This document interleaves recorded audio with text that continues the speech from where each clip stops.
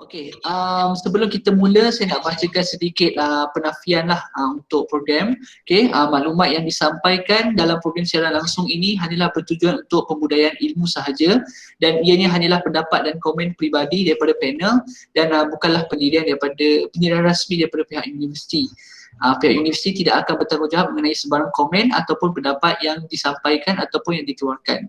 Baik, program book review ini sebenarnya diadakan adalah untuk meningkatkan kesedaran dan tentang kepentingan membaca di kalangan warga UiTM lah, selari dengan objektif program Read at UiTM, dan ia juga adalah sebagai usaha mendapatkan ilmu melalui pendidikan sepanjang hayat.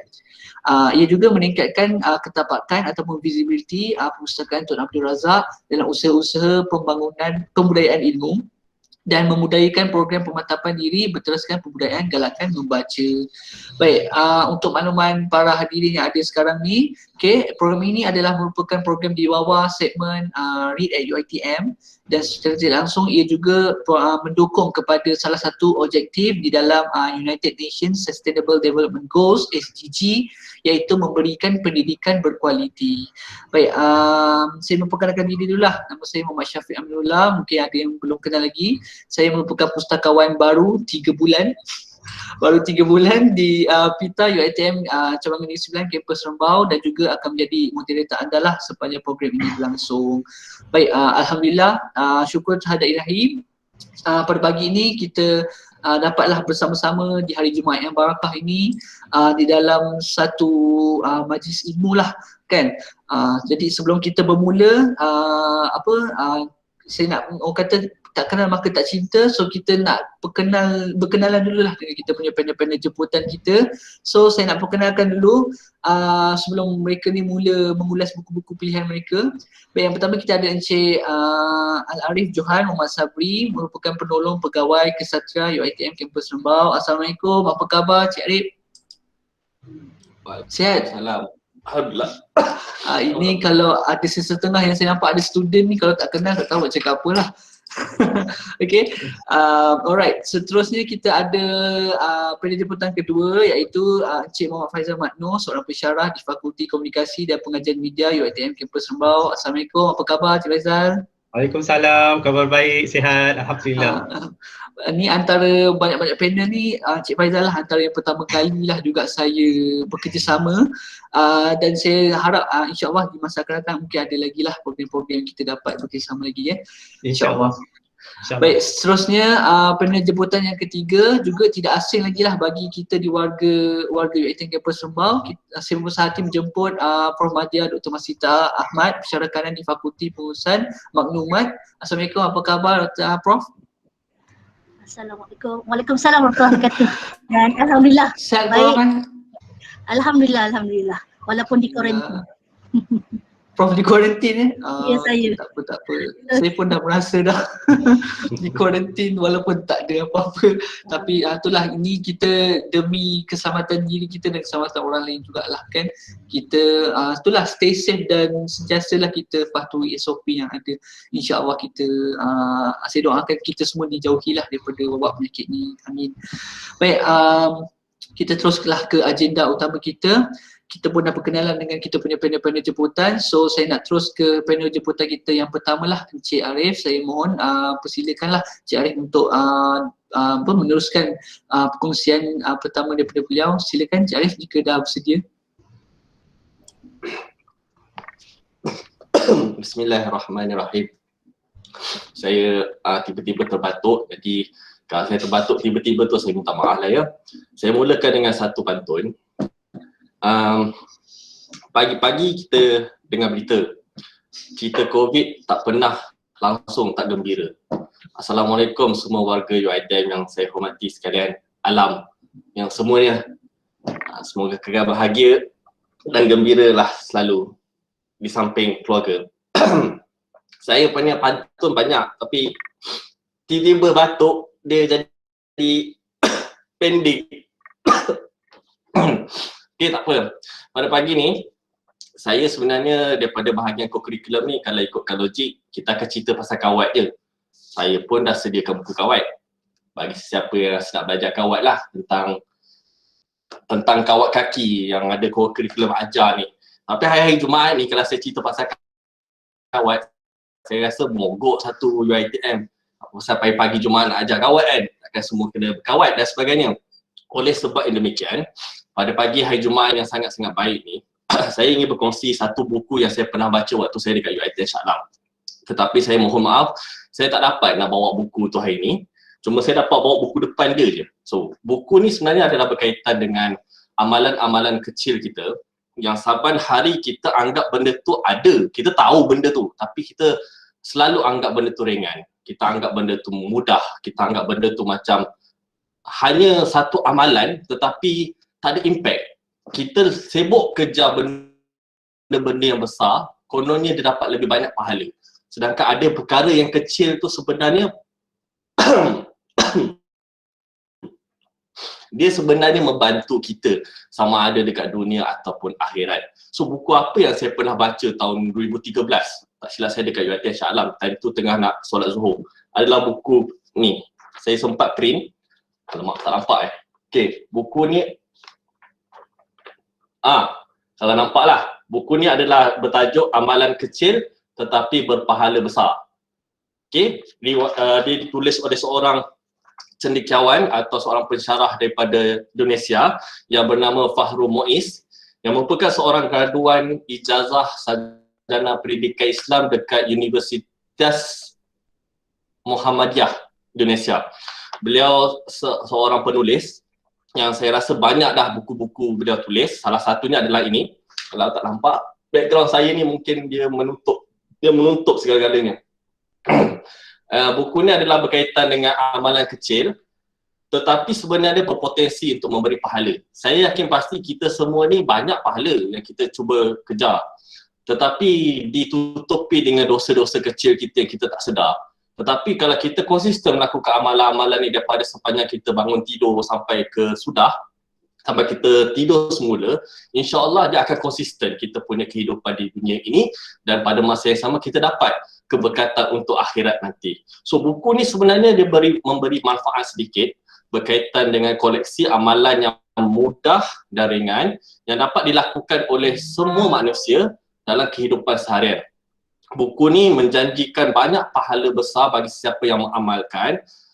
Pada masa yang sama dia juga merupakan satu bentuk aktiviti pencapaian kita ke arah akhirat nanti, dan salah satunya adalah berpotensi untuk jadi satu pembuka pintu syurga kita.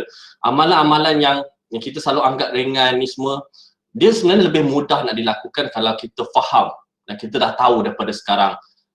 Dan tak perlu pun sebenarnya kita nak keluarkan duit yang banyak untuk melakukan aktiviti-aktiviti yang besar supaya kita dapat ganjaran yang besar, tidak. Bagi saya, apabila anda semua membaca buku ni, Amalan Kecil Berpahala Besar ni, saya secara tak langsung membantu kita semua, membantu juga. Sebab saya yakin pasti ramai daripada kalangan kita, sebagai contoh, lepas habis solat terus beredar. Sedangkan ada amalan yang baik lepas solat tu, seperti duduk dekat tempat solat, bertasbih, bertahmid dan sebagainya, mengingat Allah. Sedikit sebanyak benda tu adalah benda yang baik dan berpotensi besar untuk menjadikan dia satu pahala yang besar. So dalam tempoh 5-6 minit ni, saya ingin terangkan beberapa perkara dalam buku ini untuk pengetahuan tuan-tuan dan puan-puan, student-student UiTM yang masuk. Tolong jangan tanya soalan, walaupun saya kenal student-student ni, dan staff-staff yang lain pun sama juga. Ada yang nak kenakan saya dengan tanya soalan macam-macam, saya mohon jangan, sebab maknanya orang tu tak dapat pahala. So kalau nak tanya, boleh tanya soalan yang baik-baik, tapi kalau setakat tanya soalan-soalan yang saya akan jumpa diorang nanti, saya akan jawab soalan tu, tu nanti kita jumpa kat luar. So buku ni diberitahu, atau saya ingat saya ada lebih kurang dalam 80 muka surat, hanya nipis. Dan kalau tuan-tuan dan puan-puan semak dekat Shopee, Lazada, dia berjumlah RM5 saja. Dan insyaAllah kalau tuan-tuan beli sekalipun, dia tak mahal dan memudahkan, tetapi mempunyai impact yang baik. Dan boleh diguna pakai untuk kita ajar anak-anak, adik-beradik, rakan-rakan persatuan yang degil tu dan sebagainya, untuk kita bantu dia kekal positif. Mengajak orang buat benda baik ni pahala lah. Secara tak langsung membantu kita lah untuk ke syurga nanti. So dalam buku ni ada 9 bab. ada 9 bahagian yang menceritakan tentang amalan kecil tetapi berpahala besar dalam konteks yang berbeza-beza. Sebagai contoh, bab 1, ia menceritakan amalan kecil berpotensi besar mendapat pahala dalam bab wuduk dan solat. Saya perincikan seingat saya, dan saya juga ada sedikit Google buku ni untuk ingatkan semula. Sebagai contoh, dalam bab 1, wuduk dan solat, apakah amalan kecil yang boleh membantu kita dapat pahala adalah seperti menyempurnakan wuduk. Tak silap saya ada satu statement daripada Umar bin Khattab. Nabi pernah bersabda, barang sesiapa yang berwuduk dengan sempurna kemudian dan membaca asyhadu an la ilaha illallah wa anna muhammadan abduhu wa rasuluh, maka dibukakannya untuk pintu syurga dan jumlahnya adalah besar dan boleh masuk ke mana-mana pintu yang mana anda sukai. Bermaksud kat sini dalam konteks yang kita faham manusia, menyempurnakan wuduk tu sebenarnya membantu kita membersihkan diri dalam peringkat-peringkat yang tertentu supaya kita boleh lebih bersedia untuk menghadap Allah Subhanahu Wa Taala dengan dijanjikan syurga yang lebih baik dan kita boleh masuk mana-mana pintu syurga. Dan dalam amalan kecil berpahala besar konteks wuduk dan solat ni juga ada satu bahagian tu yang seperti mana saya maklumkan tadi. Apabila selesai solat, kita tak perlu tergesa-gesa untuk keluar daripada masjid dan sebagainya. Kita kekal istiqamah dekat kita punya tempat solat tu, kemudian kita membacalah seperti mana sunnah Nabi, iaitu membaca Astaghfirullahalazim, kemudian kita berselawat dan sebagainya. Secara tak langsung kita mengingatkan diri kita kepada Nabi Muhammad SAW dan juga kepada Allah Subhanahu Wa Taala. Dan secara tak langsung kita ada satu momen setiap lepas solat untuk kita ingat.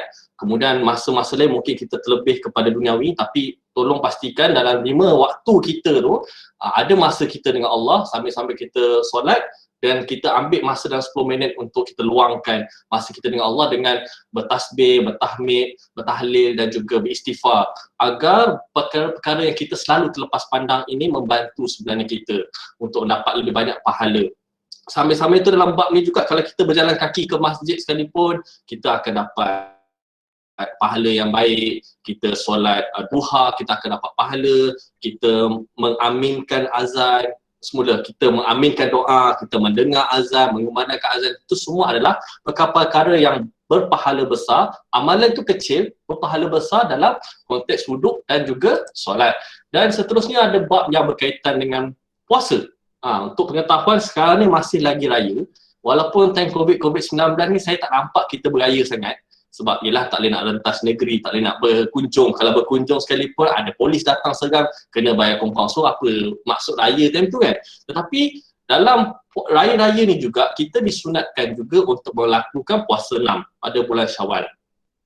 Daripada sabda Nabi, sesiapa yang berpuasa Ramadan kemudian meneruskan dalam semula, siapa yang berpuasa ketika bulan Ramadan kemudian teruskan dengan berpuasa 6 hari di bulan Syawal, dia dianggap seperti mana dia berpuasa selama setahun. So berpuasa 6 ni adalah satu benda yang baik. Lagi-lagi waktu COVID ni, saya menggalakkan mana-mana mahasiswa atau tuan-tuan dan perempuan warga UiTM untuk mengambil kesempatan time COVID ni, time kedai makan semua tak boleh untuk kita lepak, semua hanya bungkus, kita ambil kesempatan ni untuk kita berpuasa 6. Untuk pengetahuan warga UiTM, gaji pun lambat lagi kan. Hari tu gaji dah bulan 9 hari bulan. Sekarang nak tunggu 14 hari bulan, lama lagi. So ambillah kesempatan ni untuk berjimat cermat dengan berpuasa 6. Secara tak langsung 6 hari tu kita hanya makan untuk malam je. Secara tak langsung benda tu jimatkan duit. Bila jimatkan duit, kita boleh beli macam-macam barang dekat Shopee, dekat kedai-kedai mewah dan sebagainya, beli kasut bola dan sebagainya untuk kita main bola nanti kalau dapat main bola dan sebagainya. Dalam amalan kecil berpahala besar bulan puasa juga ada puasa seperti puasa hari Arafah, puasa Ashura dan sebagainya. So ambil kesempatan untuk berpuasa 6 ni untuk kita mengelakkan diri kita daripada melakukan banyak perkara yang tak diingini seperti mengumpat, mengejek dan sebagainya. Dengan kita berpuasa secara tak langsung dapat pahala dan juga mengawal diri kita untuk tempoh 6 hari ni. Saya minta maaf saya menyentuh rakyat sekarang tengah marah pasal COVID. So apabila kita berpuasa mungkin kita akan tenteramkan kemarahan kita dengan apa yang berlaku sekarang ni, sama ada pada kerajaan ke pembangkang whatever. So ambillah kesempatan ni untuk kita muhasabah diri seketika, untuk kita ingat pada Allah. InsyaAllah adalah ganjaran dia nanti. Dalam buku ni juga ada bab berkaitan dengan sedekah.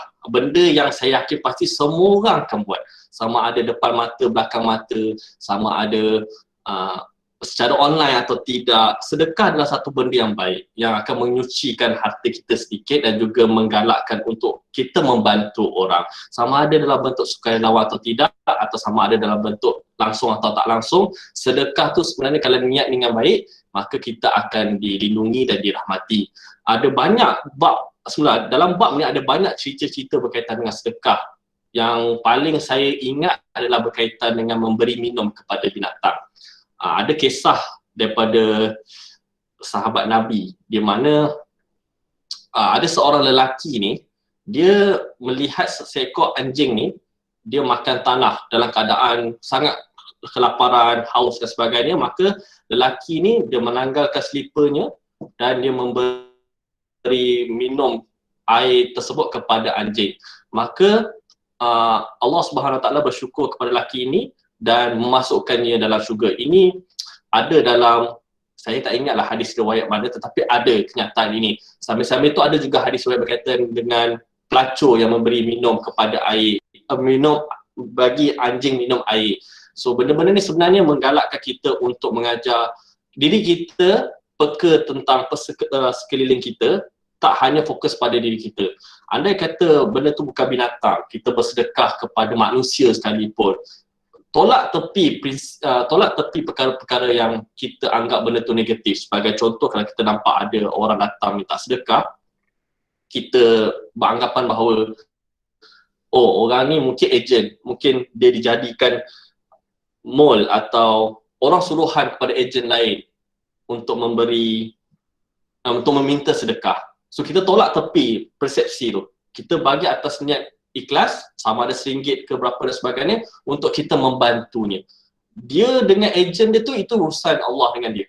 Kita punya peranan adalah bukan kita nak menggalakkan benda tu, tetapi kalau kita menyumbang atas dasar prinsip kita nak membantu, maka kita boleh sama ada sedekah dalam bentuk wang, tetapi digalakkan sedekah bentuk makanan. Dia nak terima tak nak terima, tapi at least kita membantu. Bab sedekah, kalau kita rasa macam tak nak elakkan dia guna duit tu untuk kepentingan orang lain, kita bagi makanan. Mungkin makanan dia akan makan depan mata kita dan sebagainya. Tu dalam sedekah. Dan yang seterusnya ada sedikit berkaitan dengan membaca Al-Quran. Pahala ketika kita membaca Al-Quran, walaupun amalan tu ringan, amalan kecil yang semua orang anggap bahawa tak ada apa sangat ni, tapi dalam bab Al-Quran ni, apabila anda membaca Al-Quran walaupun satu huruf sekalipun, ni daripada hadis riwayat Tirmizi, tak silap saya, barang sesiapa yang membaca Al-Quran walaupun satu huruf, maka ia akan dapat kebaikan, dan setiap kebaikan tu mempunyai 10 lipatan ganda. Dan satu contoh yang diberikan, alif lam mim tu bukan satu huruf, alif satu huruf, lam satu huruf, dan min tu satu huruf. Bermaksud dapat 3 pahala, 3 kebaikan, dan dia gandakan dengan 10. Satu huruf yang kita baca ketika kita solat tu pun dah dikira. Dan pada masa yang sama, apabila kita ada masa lapang, sambil-sambil nak tunggu Chelsea lawan Manchester City pagi nanti dan sebagainya, sambil-sambil nak tunggu solat Jumaat sekejap lagi, sambil-sambil nak tunggu makan dan sebagainya, kita boleh membaca banyak surah-surah Al-Quran untuk kita mendapat pahala kecil ini yang berpotensi besar memberi pahala yang besar. Dan pada masa yang sama, kita pun digalakkan membaca surah Al-Ikhlas. Kerana surah Al-Ikhlas, Huwallahu Ahad ni, dia adalah surah yang membantu segala-galanya dari segi rohani, jasmani dan sebagainya, membantu hindar daripada kesukaran, bencana. Maka dengan itu, kalau kita baca surah Al-Ikhlas ni, secara tak langsung dia sebenarnya menggalakkan kita mendapat pahala yang setimpal dengan pahala membaca Al-Quran, tak silap saya. Dan saya mengharapkan agar tuan-tuan dan puan-puan mengikuti apa yang saya cakap ini, kerana lazimnya zaman sekarang ramai yang dah mula kurangkan diri membaca Al-Quran. Dia menganggap baca Al-Quran tu dalam solat tu dah cukup sempurna. maka dengan itu ada masa lapang, ada 10 minit lapang dan sebagainya, dekatkanlah diri kita dengan Al-Quran. Dan hari-hari Jumaat ni pun sama, sambil-sambil kita nak mengutuk orang, mengumpat dan sebagainya kat satu masa yang lain, kita ambil kesempatan baca Al-Quran, baca terjemahan, insya-Allah membantu kita pada masa akan datang, insya-Allah. Dan seterusnya yang last, ada 9 bab, tapi yang last saya mengharapkan agar tuan-tuan dan puan-puan untuk sentiasa menjaga hak sesama Muslim, menjaga muamalat sesama Muslim. Itu adalah dalam bab-bab yang tertentu. Berkaitan dengan manusia ni juga, ada banyak amalan yang baik yang kita boleh lakukan yang berpotensi besar memberi pahala. Sebagai contoh, hak sesama Muslim, bab hak sesama Muslim ni berkaitan dengan salam. Adalah benda yang paling janggal kalau kita orang Melayu ni tak bagi salam kepada orang lain. Kerana memberi salam tu sebenarnya penghormatan kita kepada orang tersebut dengan kita mengucapkan salam sejahtera dalam bahasa Melayunya, iaitu Assalamualaikum tu. Secara tak langsung dia dia memberi penghormatan kepada orang tu. Pada masa yang sama kita meraihkannya dan dia wajib jawab balik salam. Dalam konteks adab bersalam ni atau adab salam, kita sunat kita bagi, tapi wajib untuk mereka jawab agar kita sama-sama dihormati dan diredai.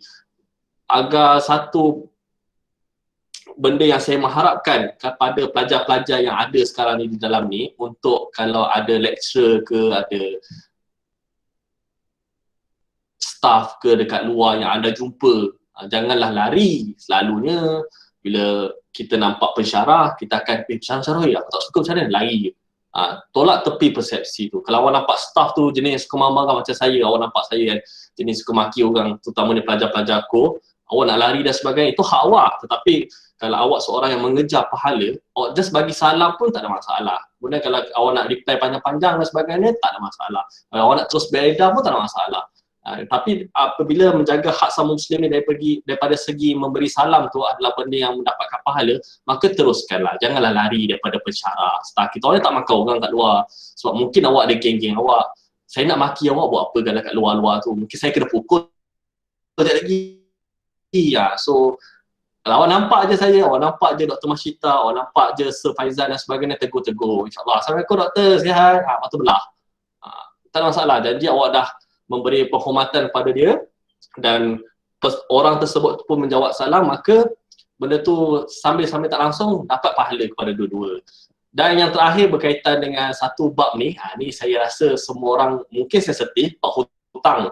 Bab hutang ni adalah bab yang sangat-sangat perit kalau kita cerita, sebab penghutang mungkin tak rasa macam korang faham ke tak masalah aku kena hutang sebab ni dan sebagainya. Tapi orang yang memberi hutang pula ada hak untuk memudahkan cara. So dalam bab amalan berpahala besar ni, dalam bab hutang, apabila seseorang tu dia memudahkan hutang, walaupun orang tu degil sekalipun, tapi dia memudahkan, dia sebenarnya memberi manfaat pada masa akan datang kepada orang yang memudahkan itu. Sebab ada dalam surah Al-Baqarah ayat ke-280, tak silap saya, ayat dia seperti ini. Jika seseorang tu mempunyai hutang yang semula, kalau seseorang tu mengalami kesempitan hidup dan dia berhutang dengan kamu, maka berilah tempoh sehingga ia lapang, dan apabila betul-betul dalam keadaan memudaratkan, ni seperti ayat macam tu, maka sedekahkanlah hutang kamu tersebut kepadanya. Bermaksud apabila seseorang tu berhutang dengan kamu dan kamu pemudahkan dan kamu tahu dia mengalami banyak masalah, kalau kamu buat keputusan untuk sedekahkan, maka insya-Allah adalah lebih baik kepada diri kamu yang menyedekahkan itu, kerana ada ganjaran yang baik daripada Allah Subhanahu Wa Taala pada masa yang datang. Kita mungkin tak tahu, tetapi Allah janjikan itu dalam surah Al-Baqarah ayat 280, tak silap saya. Maka dengan itu bukan bermaksud kalau itu dah diberitahu dan dimaklumkan oleh Allah Subhanahu Wa Taala kita boleh sewenang-wenangnya berhutang. Tidak. Konsep hutang tu masih lagi orang kata perlu kita selesaikan. Tetapi apabila kita tengok situasi keadaan orang yang berhutang tu masih lagi dalam keadaan yang susah, kita sentiasa membantunya. Benda tu kita tolak tepi yang kenang-kenang budi ni, kita cari keredaan Allah kerana kita ada rezeki dalam tu, kita bagi Tapi kalau dia masih dalam kesulitan, kita pemudahkan, insya-Allah Allah akan gandakan ganjaran yang besar-besar kepada kita mungkin satu hari nanti. So itulah daripada saya berkaitan dengan buku yang saya mengharapkan tuan-tuan dan puan-puan cari dekat Shopee. Ni, nampak lagi, nampak asyik hilang kan. Amalan kecil berpahala besar.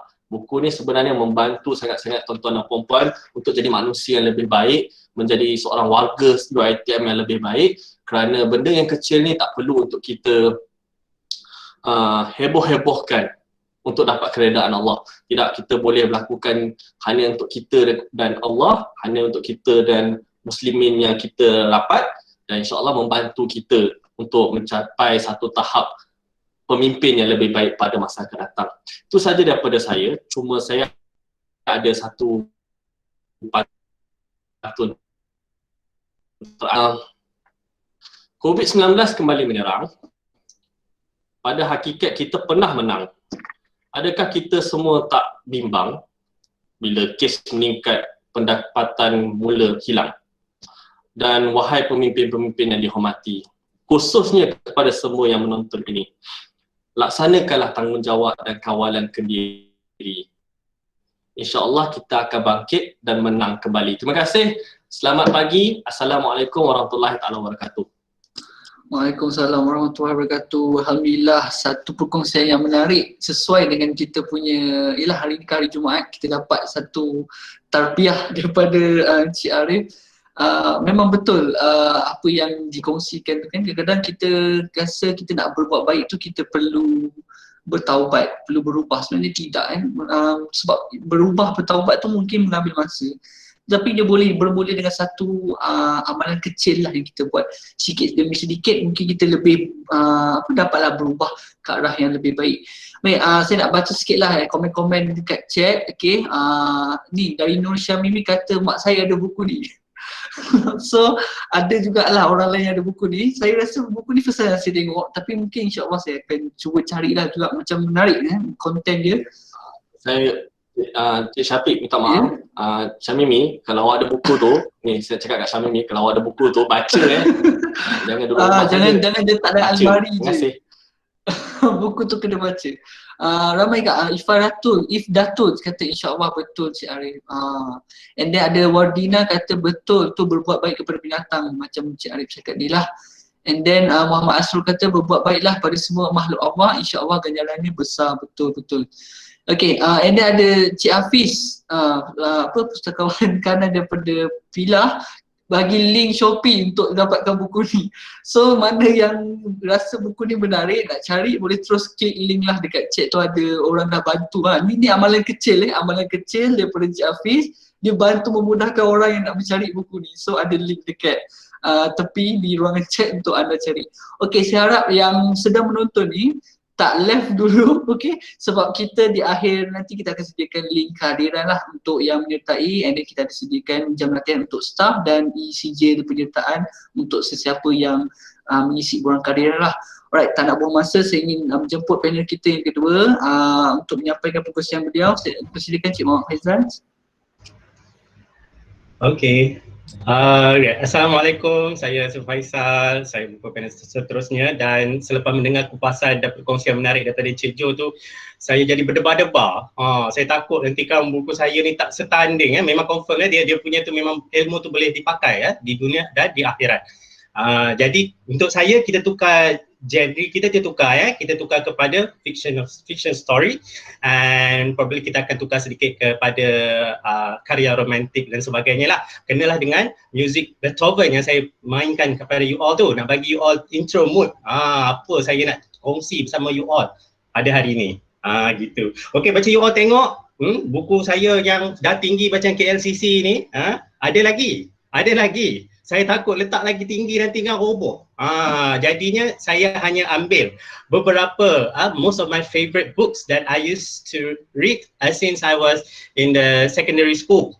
Lama itulah zaman saya waktu saya di sekolah, saya tak Mobile Legend ke PUBG ke apa ke, masa tu tak ada. Kita orang handphone Nokia 33 sekupang. Handphone yang kalau baling kat anjing tu pun mati. Bukan macam handphone sekarang handphone canggih-canggih sekarang kan. Okay. So macam mana kami orang dulu meluangkan masa kami waktu dulu tu, inilah dia. Ini dia. Ni dia. So you all boleh nampak lah beberapa kategori books yang saya akan buat review pada hari ini. Okay, saya nak start dengan buku yang bertajuk The Great Expectation. Tu dia. Okay, this one. Buat review kan, YouTuber review kan gini kan. Kan, gini kan. Okay, Great Expectation ni adalah merupakan buku karya daripada Charles Dickens. Charles Dickens is one of those novelist yang sangat terkenal dan terkemuka pada dahulu kala. Sehingga kini pun banyak publisher yang buat buku daripada Charles Dickens ni. So untuk novel, antara banyak-banyak novel Charles Dickens yang saya sangat-sangat gemari adalah bertajuk Great Expectation. Okay, novel ni merupakan tahun 1861. 1861. Lama kan? Okay, sangat lama. Okay, dia sentiasa dijodohkan kepada versi yang baru, cuma tinggal lagi cerita dia tu memang dia stick kepada 1861 daripada tahun yang 1861 tu. Kalau ada tanya saya, adakah buku ni berunsur daripada kisah-kisah benar? Tidak, ia merupakan fiction story. Tapi dia terdapat banyak moral value yang kita boleh belajar daripada novel The Great Expectation ni. So guys, nama pun Great Expectation. So it's something that apa yang you expect, apa you jangka dan apa yang akan dapat nanti bila reality tu. Selalu reality tak seperti apa yang you expect. So it's something like that. So kisah dia merupakan seorang budak ni budak ni, nama dia Phil dia this guy, dia merupakan orphanage, dia orang anak yatim. Dia hidup daripada keluarga yang susah. Even dia tinggal dengan kakak dengan suami kakak dia lah, keluarga dia tu. Mak ayah dah tak ada dah, anak yatim. Jadi dia hidup dengan belas ihsan kakak dia lah. Dapat pula kakak garang, kakak yang tak boleh nak ni, dia tak boleh tu tak boleh. Kecil-kecil macam ni pun dia suruh kerja. Jadi dia memang menjalani kehidupan yang sukar lah waktu dia kecil. Nak buat ceritanya, dia pergi ke satu tempat, di mana satu tempat tu dia bertemu dengan karakter yang mengubah kehidupan dia selepas itu. Karakter bernama Joe the Blacksmith. Bukan Captain Blacksmith cerita Pirate of Caribbean, tapi Blacksmith tu tetap ada nama dia, Joe the Blacksmith tu. He's one of the refugee. Dia pelarian daripada tahanan penjara. Jadinya dia bertemu dengan anak ini. Anak ini dia macam kesian. Jadi banduan tu minta dia sediakan satu roti dan pisau dan sebagainya lah. Budak ni takutlah, kita kan kalau kita pun mesti takut. Kita akan buat seperti apa yang orang tu minta lah. Jadi nak buat cerita, Phil ni pun seorang budak yang baik, dia seorang yang baik. Jadi mungkin atas belas ihsan juga dia membantu that refugee tu untuk survive dan sebab lapar kan, bila dah berlari kan, bila dia berpenjara, dia lapar, jadi dia bagilah makan kepada refugee tu. Okay. Nak buat ceritanya kemudian, nak kata ni siapa pula ni yang ada kat bawah ni. Ini merupakan seorang another watak karakter ini bernama Mrs. Havisham. Mrs. Havisham ni pula bela dia lepas dia lari daripada rumah kakak dia tu lah. Mrs. Havisham bela dia. Baca you all tengok Mrs. Havisham memakai pakaian pengantin. Cerita dia sebab dia pakai baju pengantin ni sebab dia masih menunggu suami dia untuk kembali kepada dia.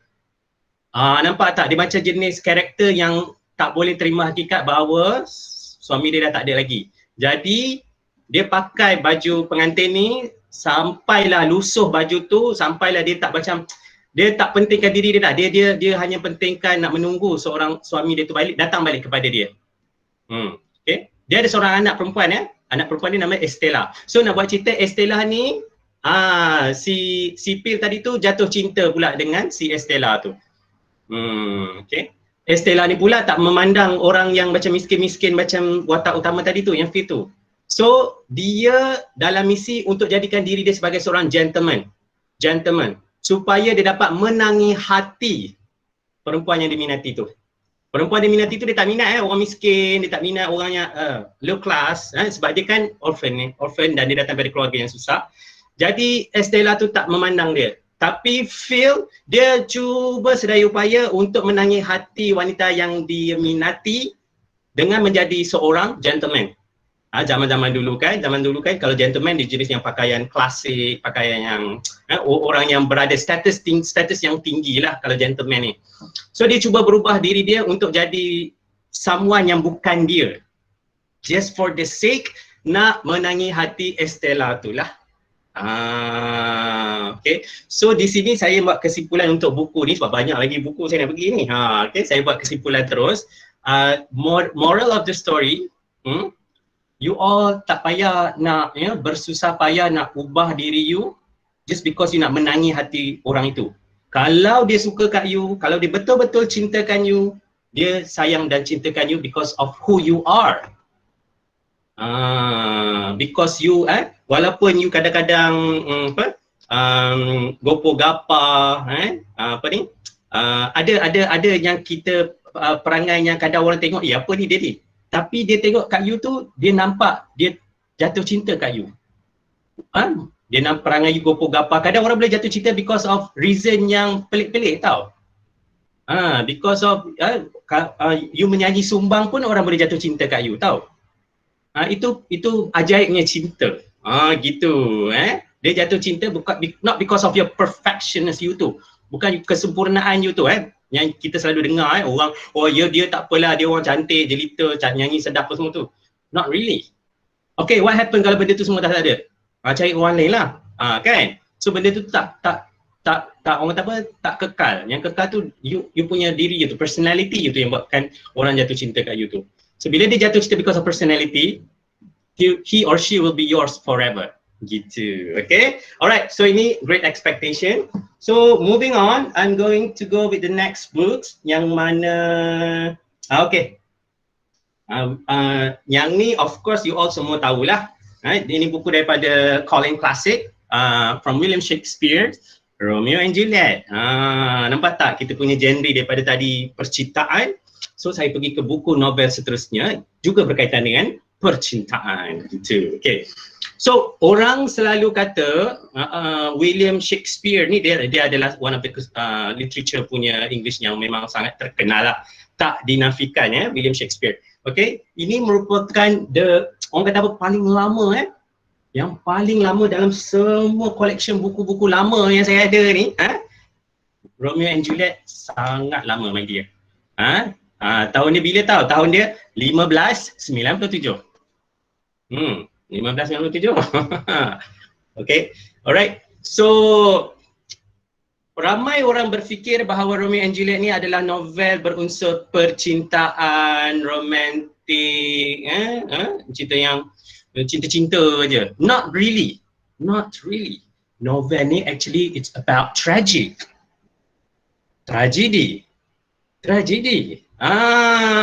Selalu orang kata cinta lah Romeo and Juliet. Oh bestnya boyfriend aku macam Romeo. Bestnya girlfriend aku Juliet. Kalau dia punya boyfriend dengan girlfriend dia Romeo and Juliet, itu tandanya tragedi lah you akan dapat boyfriend and girlfriend you all lah. Kalau you all betul-betul tahu buku ni pasal apa, buku ni pasal tragedi. Di mana kedua-duanya meninggal di akhir penceritaan Romeo and Juliet ni. Of course kisah dia saya pendekkan lah sebab cerita dia panjang. Nak cerita ni ada banyak lagi ni, macam saya kata ni banyak nak begini. Okay. Pasal keluarga, pertelingkahan keluarga Romeo dan Juliet, berbeza pendapat, adalah bergaduh apa tu, adalah bergaduh harta ke apa, saya tak tahulah. Adalah cerita dia tu, ada pergaduhan, pertelingkahan di antara dua keluarga ni. Okay, nak buat ceritanya Romeo ni sebenarnya bukan nak kejar Juliet pun. Dia tak nak kejar Juliet pun, dia nak kejar seorang lagi watak ada kat situ.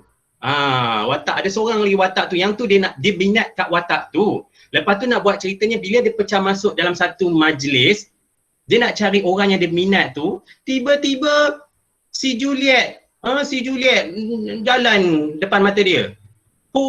Dia terpandang, cinta pandang pertama, dengan lagu background yang macam tadi lagu cinta-cinta Beethoven kan. Tiba-tiba dia terpandang cinta pertama dia. Bukan dia kejar daripada awal-awal si Juliet tu, tak. Dia tengah-tengah cerita baru dia perasan si Juliet tu dekat dalam majlis yang dia nak cuba jumpa karakter yang betul-betul dia suka tu. Dalam cerita ni bukan Juliet sebenarnya, tapi Juliet tu macam orang kata it's a jodoh lah. Dah jodoh kan. You minat orang tu, Last jodoh you dengan orang yang you tak sangka-sangka. Itu semua pasal kehidupan lah. Okay. So kita pergilah yang ke endingnya cerita kan. Okay, dekat last tu keluarga si Juliet paksa si Romeo si Juliet tu kahwin dengan orang lain. Keluarga si Juliet paksa si Juliet tu kahwin dengan orang lain. Juliet dah jatuh hati semua dengan Romeo, and Romeo pun juga begitu. Dia orang dah tak nampak orang lain dah, tapi keluarga Juliet paksa pula kahwin dengan lelaki yang bukan pilihan dia. So apa dia buat? Of course lah, dia minta bantuan daripada padrika. At that time ada padri tu, dia macam dia boleh create a potion. A potion tu bila dia minum bukan mati dia minum, it going to the effect such as like a paralyzed punya effect for about 3 hour macam tu je lah. Potion tu dia sekejap aja, dia paralyzed sekejap saja. Temporary you going to be paralyzed and people will think that you're already dead. So dia nak menipu keluarga dia lah. Jadi dia minum air potion tu. Lepas dia minum, dia pengsan ke, macam matilah, tak bernafas. So keluarga dia datang, tengoklah mati dah, meninggal dah anak dia. Jadi tak payahlah nak kahwin sebab dah meninggal kan anak Juliet tu pun. Nak buat cerita si Romeo pula baru datang. Dia datang pi mai pula dia pergi tengok Juliet dah meninggal. So bila dia dah meninggal, patah hati.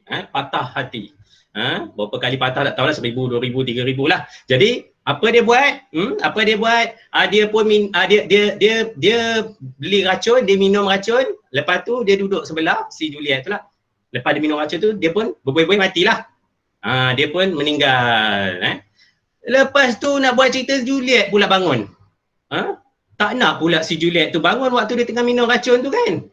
Dia bangun timing bila Romeo dah kiok. Baru dia bangun. Pandai cerita kan, nak buat cerita kan. Kalau dia bangun awal-awal tak jadilah cerita, betul tak? Selamatlah si Romeo tu. So dia bangun lepas Romeo dah berbuih-buih mulut, dah mati, meninggal. Jadi bila Juliet tengok, drama lah, start lah drama. Oh my beloved, bla bla semua tu. Lepas tu apa dia buat?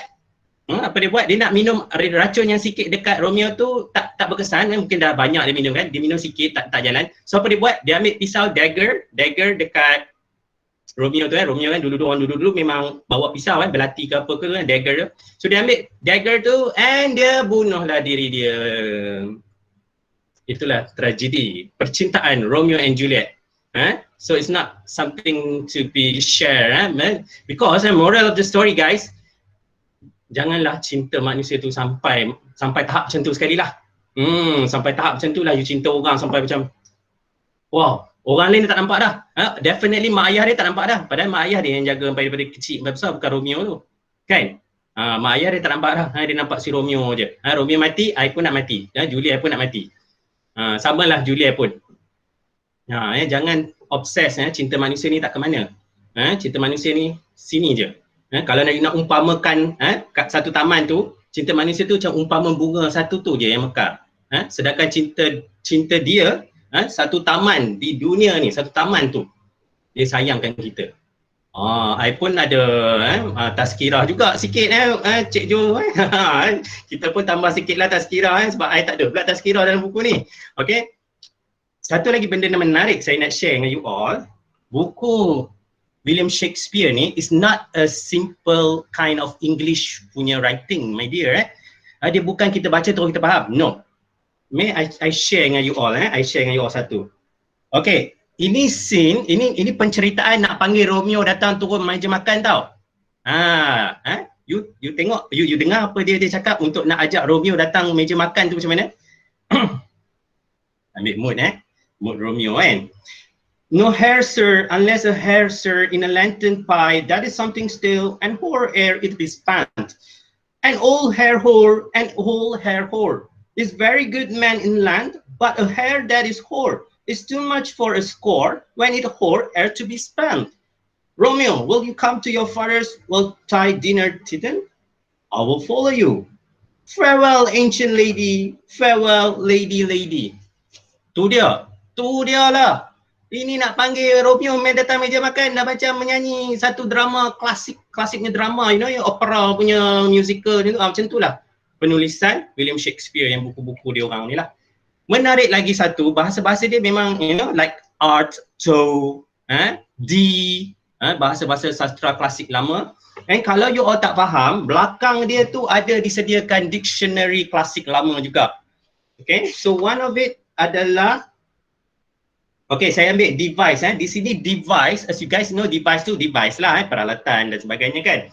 But here, device is a plan, a plot or trick. Contoh ayat, excellent, I smell a device.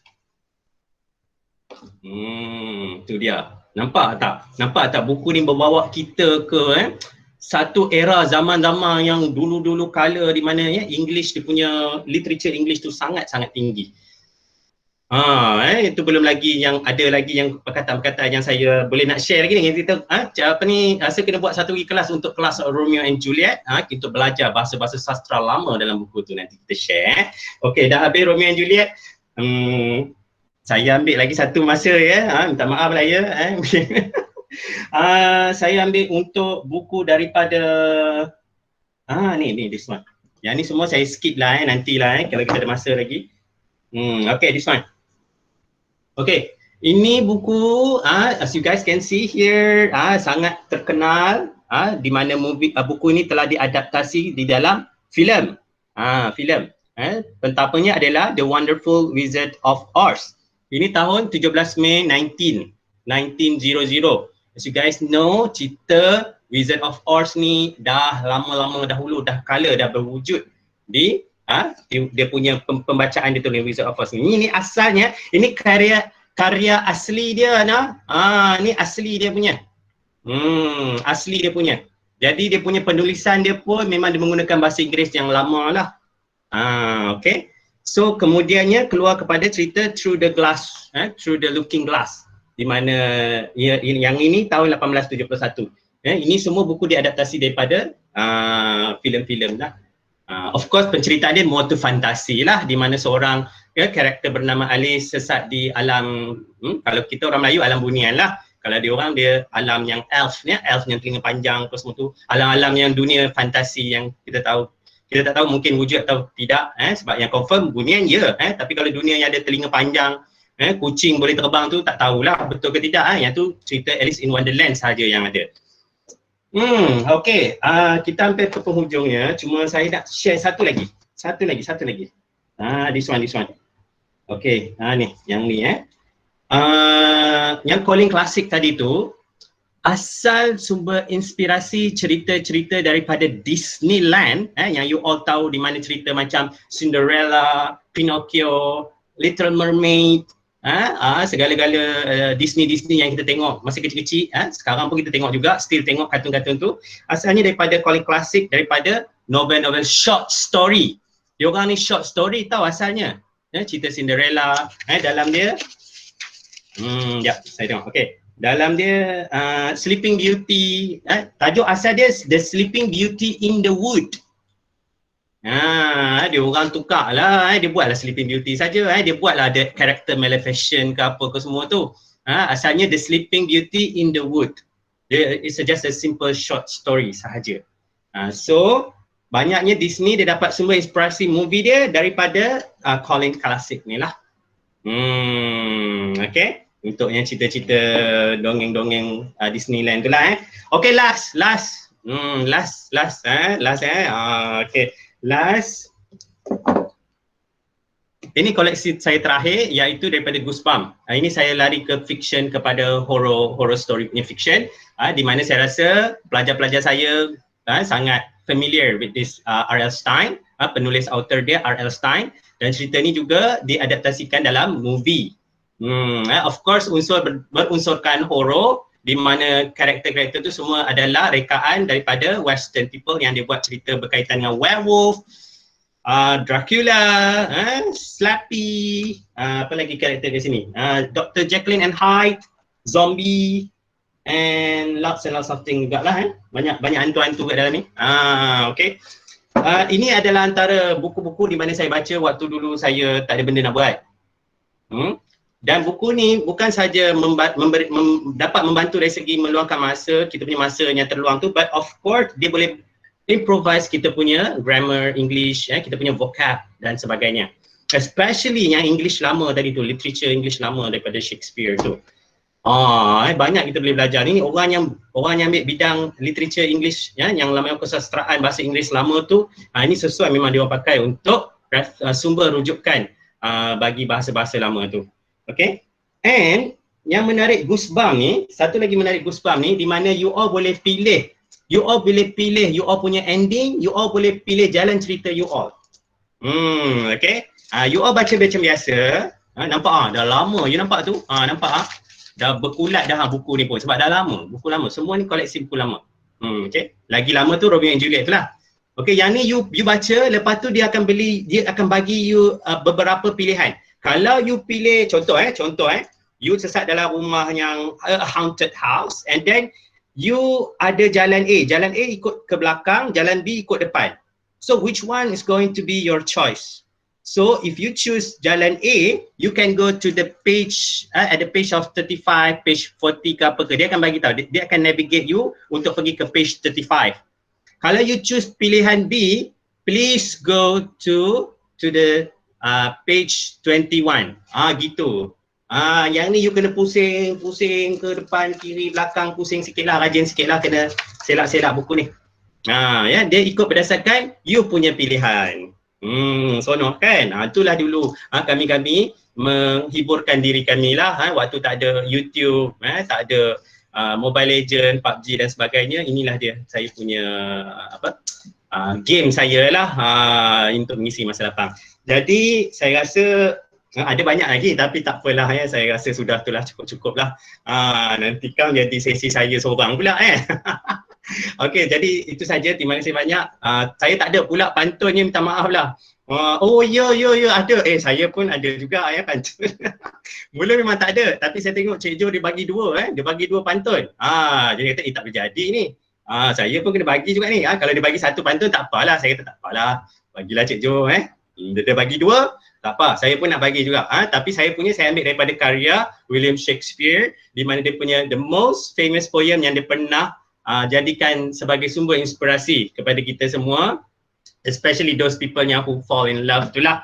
Okay then. Did my heart love till now, for where its sight, for I never saw a true beauty until I see this night. Gitu. Okey, itu saja daripada saya. Terima kasih banyak. Assalamualaikum warahmatullahi taala wabarakatuh. Waalaikumsalam warahmatullahi wabarakatuh. Bukan setakat satu, banyak buku yang Cik Faizal kongsikan, which is satu different sikit lah. Tadi kita dapat buku yang berkonsepkan motivasi agama dan sebagainya. Ini pula fiction. So jangan ingat buku fiction dia tak ada pengajaran kan.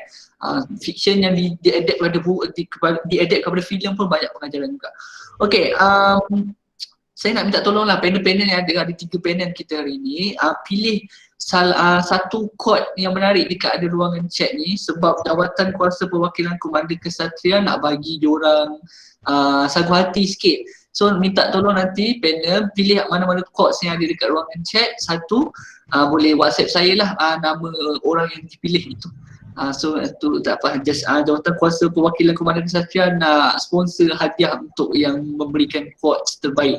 Baik, seterusnya saya nak ke kita punya panel yang terakhir, Prof. Madia Dr. Masjid Ahmad untuk perkongsian yang seterusnya. Silakan Dr.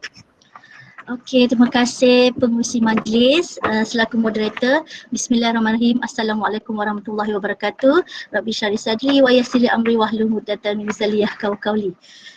Dengar Cik Faizal tadi, saya rasa Cik Syafiq ni dah salah ni. Patutnya hari ni jemput dia seorang aja.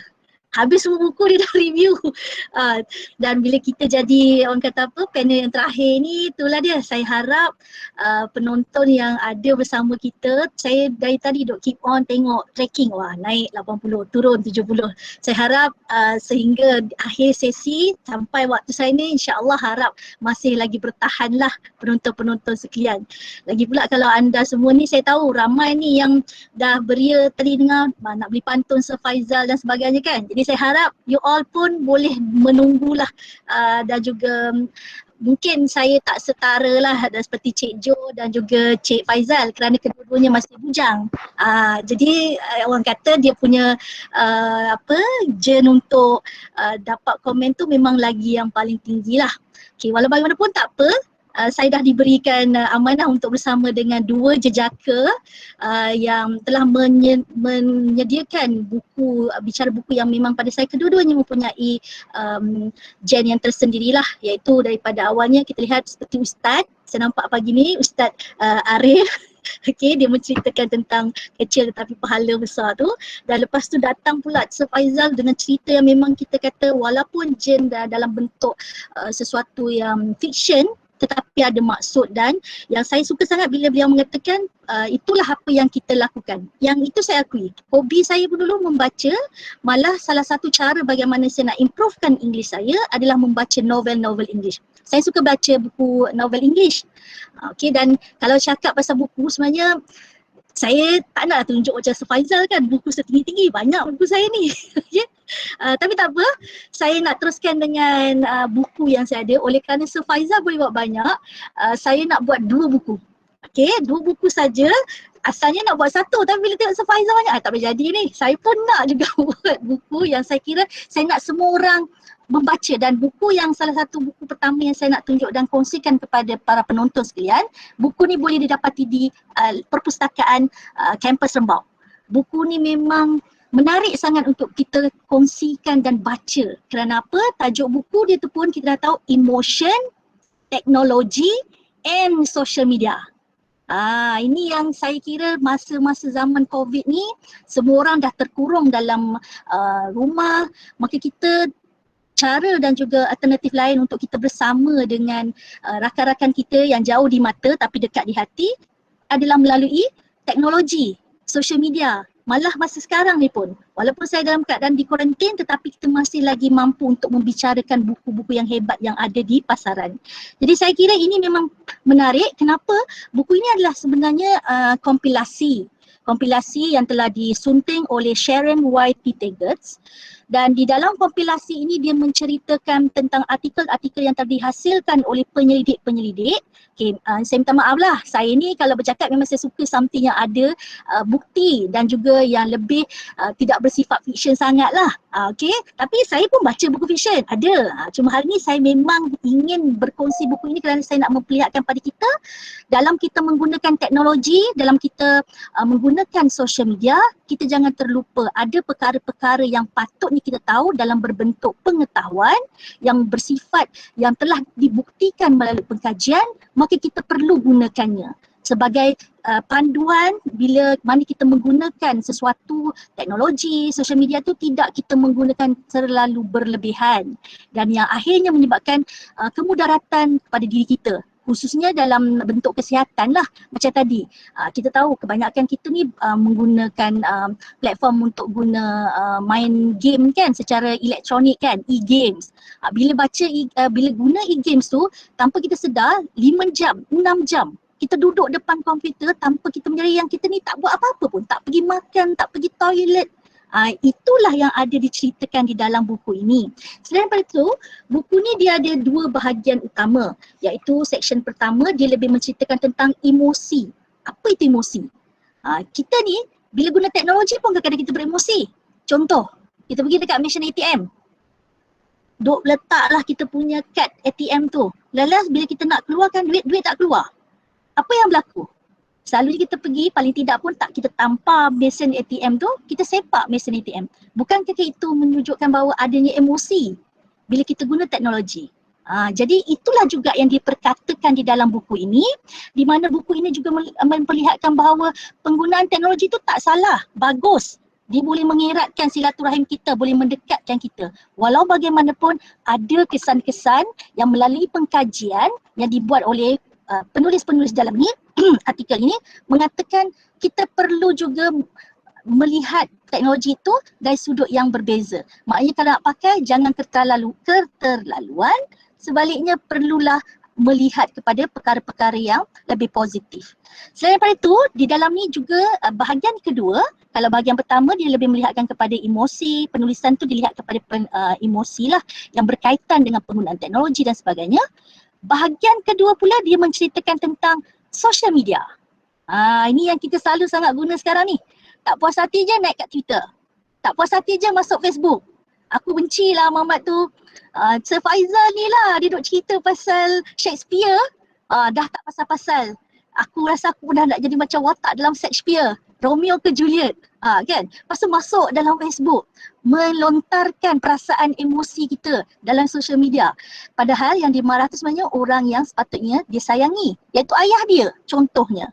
So itu juga diceritakan di dalam buku ini dan itulah kenapa saya katakan tadi bagusnya buku ini untuk didapati oleh semua orang dan juga tak kira kita ni staff admin ke, kita ni staff iaitu pensyarah ke, malah kita para pelajar. Saya galakkan sangat untuk mendapatkan buku ini. Dan saya pada itu para penonton sekalian, setakat ni lah saya adalah merupakan orang kedua yang meminjam buku ini. Sejak wujudnya UiTM Kampus Rembau ini daripada tahun 2017, saya orang kedua meminjam buku ini. Jadi saya harap sangatlah selepas ini insya-Allah para penonton sekalian akan mendapatkan buku ini macam saya kata tadi. Selain daripada itu, penggunaan bahasa Inggeris ini yang digunakan di dalam buku ini adalah bahasa Inggeris yang amat simple, mudah untuk kita faham. Selain daripada itu, dia berserta dengan quoting ataupun citation dia ataupun kita kata rujukan dia, sumber rujukan dia daripada penyelidik-penyelidik yang memang dah diiktiraf bersama dengan data-data yang sangat boleh dipercayai. Jadi sebab tu saya kira buku ni penting dan dia melibatkan emosi. Perkaitan dia, bila kita guna buku ni seolah-olah macam kita menggambarkan diri kita, itu diri akulah tu. Akulah ni kalau guna social media ni, maknanya kita seolah-olah dapatkan perasaan itu bila kita membaca buku ini. Okey, itu adalah merupakan buku pertama yang saya nak kongsikan pada tuan-tuan dan puan-puan. Sebab setahu saya, kali kan kita punya perkongsian bicara buku ini habis jam 11 kan. Tapi saya minta masa sikit lagi sebab Cik Faizal dah ambil masa saya tadi. Saya kira saya ingin berkongsi buku yang kedua. Kalau tadi kita melihat buku yang bersifat ilmiah, okay. Dan macam saya kata tadilah, kebanyakannya adalah rujukan daripada penyidik-penyidik yang telah dilakukan. Ianya adalah di bawah, lupa nak saya nyatakan, buku ini adalah daripada terbitan Academic Press, iaitu imprint by the Elsevier. So itu pun kita dah tahulah dia memang merupakan buku yang dihasilkan oleh penyidik-penyidik di luar sana. Okay, buku kedua, yang ini saya rasa amat juga sesuai untuk kita baca pada waktu kita berada di dalam rumah, terkurung, tak boleh nak keluar ke shopping complex, tak boleh nak pergi Starbucks. Buku ini adalah another buku yang saya kira amat menarik untuk kita semua baca. Iaitu tajuk dia pun, Hati Ini Milikmu.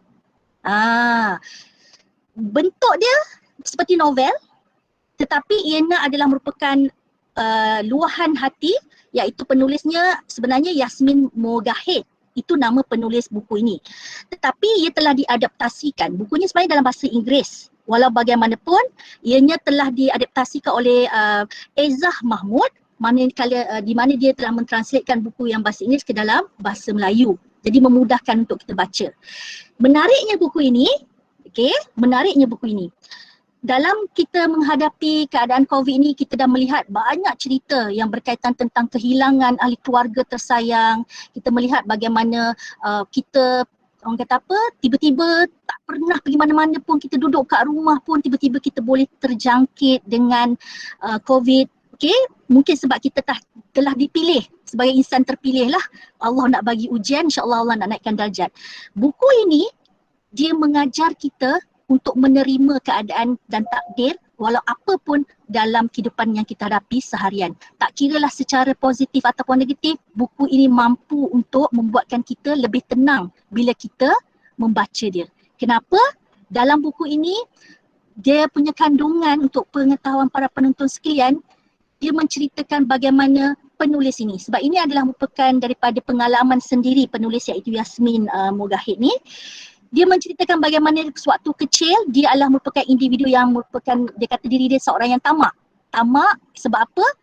Dia akan dapatkan apa yang dia nak sampai kadang-kadang contohnya lah, dia kata ada ketika tu dia minta barang permainan daripada mak ayah dia. Mak ayah dia tak kasih. Selagi dia tak dapat, dia menangis dan menangis. Dan akhirnya mak ayah dia bagi hadiah tu, baru dia tak menangis. Dan dia dah terbiasa, dia ada orang yang rapat bersama dengan dia sepanjang masa.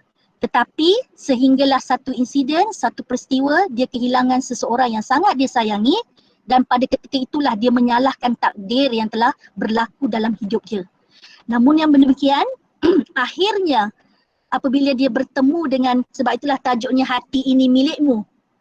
Di dalam ini dia memperlihatkan bagaimana dia juga akhirnya tetap berjumpa dengan Yang Maha Esa, iaitu sebagai orang Islam kita mengetahuilah orang Islam kita dah tentu akan mencari Allah Subhanahu Wa Taala. Di akhirnya cerita susah, akhirnya itulah juga orang yang akan kita, bukan orang, minta maaf, itu adalah pencipta kita yang kita akan cari untuk memastikan, sebab dialah merupakan, Allah itulah merupakan tempat kebergantungan kita di dunia ini. So apa sahaja yang berlaku akhirnya dia kata, dan malah diletakkan juga dengan surah-surah dan serta cerita-cerita pendek pada zaman Nabi Muhammad SAW dan juga beberapa lagi cerita yang membolehkan kita mendapat pengajaran yang sangat besar. Jadi saya amat juga menggalakkan, buku ni memang saya beli sendirilah. Ini buku saya, harga dia masih ada lagi RM35 dekat MPH. Jadi kalaulah kata pihak Pitar ada buku ni, saya amat menggalakkan untuk semua orang mendapatkan dia. Kadang-kadang kita ni bercakap takkan sama dengan apa yang kita lalui dan baca.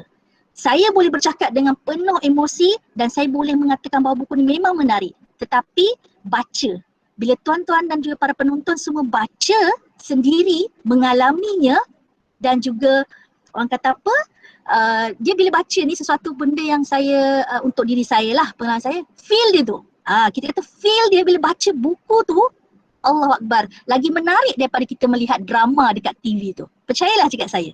Sebab di dalam buku, dia punya climax tu, dia ada tempat-tempat climax dan macam kita macam excited. Oh bestnya, ada waktu-waktu climax. Di drama asyik-asyik kita akan tengok mak mertua marah, nenek marah, nenek tak kasih anak kahwin dengan cucu dan sebagainya. But buku, sepanjang masa dia akan ada waktu-waktu yang membolehkan kita punya feel itu, perasaan kita, emosi kita benar-benar memahami, sebab kita seolah macam masuk di dalam watak buku tersebut. Jadi saya rasa itu saja perkongsian saya pada hari ini. Saya harap insya-Allah lepas ini para penonton sekalian, jadikanlah buku sebagai salah satu daripada hobi utama kita, khususnya waktu kita dalam keadaan COVID ini. Kerana melalui bukulah dan melalui pembacaanlah kita akan memperoleh ilmu, dan melalui ilmu juga kita akan lebih berpengetahuan dan akhirnya sudah tentu kita ni merupakan seorang yang mempunyai wisdom yang tinggi. Itu saja. Saya pun nak berpantun. Saya pun tak nak kalah dengan Cik Faizal dan juga Encik Arif. Saya pun ada pantun. Okey. Sebenarnya saya ada pantun awal dan penutup, tapi sebab dah terlupa nak baca awalan dia tadi kan, saya baca yang penutup sajalah. Okey, banyak keluk ke penarik. Okey, banyak keluk ke penarik, keluk tumbuh pohon kuini. Nan elok bawalah balik, nan tak elok tinggal di sini. Wabillahi taufiq wal hidayah. Wassalamualaikum warahmatullahi wabarakatuh dan salam sejahtera. Terima kasih semua. Waalaikumsalam warahmatullahi wabarakatuh. Terima kasih Dr. Master atas perkongsian yang menarik. Dua buku berlawan-lawan panel kita ini. Mungkin Cik Arif kalau tahu ramai panel kita yang lain pakai banyak buku, je pun mungkin 2-3 buku juga kan. Okay, it's okay, tak apa. Kita terlebih masa tapi banyaklah juga apa yang kita dapatkan. Sekali lagi saya nak ingatkan panel-panel jemputan kita diminta untuk cari quotes yang ada dekat komen tu, pilih satu untuk announce kejap lagi, tapi saya bagi masalah dulu untuk sebelum tu saya akan sambunglah beberapa benda perkara yang saya nak sebut dulu, so bagi masa kat panel kita untuk pilih pemenang. Alright, so alhamdulillah lah kita dah settle untuk tiga-tiga panel kita pada pagi ini, dan saya amat berbesar hati lah sebenarnya dapat meluangkan masa lah bersama panel-panel jemputan hebat yang saya kagumi jugalah untuk hari ini dengan perkongsian yang mereka sampaikan. Dan saya juga daripada pihak PITA, mewakili pihak PITA ingin merakamkan setinggi-tinggi penghargaan lah kepada Encik Arif, Encik Faizal, Dr. Masita juga kerana kesediaan lah meluangkan sedikit masa untuk program book review siri keempat Read Knowledge and Share anjuran PITA Kampus Rembau. Baik, saya harap melalui program ini kita yang menonton juga dapatlah menyuntik semangat untuk membaca dan untuk berkongsikan ilmu pengetahuan yang kita peroleh. Dan kadang-kadang mungkin kita ni jenis suka membaca tapi tak ada orang nak mendengar atau nak kita sampaikan. Ada juga orang yang jenis malas nak membaca tapi dia nakkan ilmu pengetahuan tu. So dari program ni dia menjadi satu platform lah untuk yang nak memberi, dia dapat memberi, untuk yang nak menerima dia dapat menerima apa yang disampaikan. Baik, saya juga sebelum kita melaburkan tirai nak memberi sedikit informasi kepada yang sedang menonton sekejap je. Okay, so jangan lupa untuk menyertai program PITA yang seterusnya, program Live at PITA Bicara Pakar bersama Dr. Ahmad Rostam mengenai topik Bipolar Disorder, Silence No More yang bersiaran secara langsung pada 3 Jun 2021 hari Khamis jam 11 pagi di Facebook PITA UiTM Cabangan Negeri Sembilan dan juga di saluran YouTube Perpustakaan UiTM. Seterusnya, juga jangan ketinggalan untuk menyertai webinar Pendengar yang Baik, Komunikasi Cemerlang bersama penceramah yang juga tidak asing lagi lah bagi warga UiTM Kampus Serembau, iaitu Puan Nurisha Muhammad, pensyarah Fakulti Komunikasi dan Pengajian Media UiTM Kampus Serembau, berlangsung pada 25 Jun 2021 jam 11 pagi seperti yang tertera di skrin anda sekarang ni. So program-program yang saya sebutkan ni disediakan jam latihan untuk warga UiTM dan juga e-sijil penyertaan.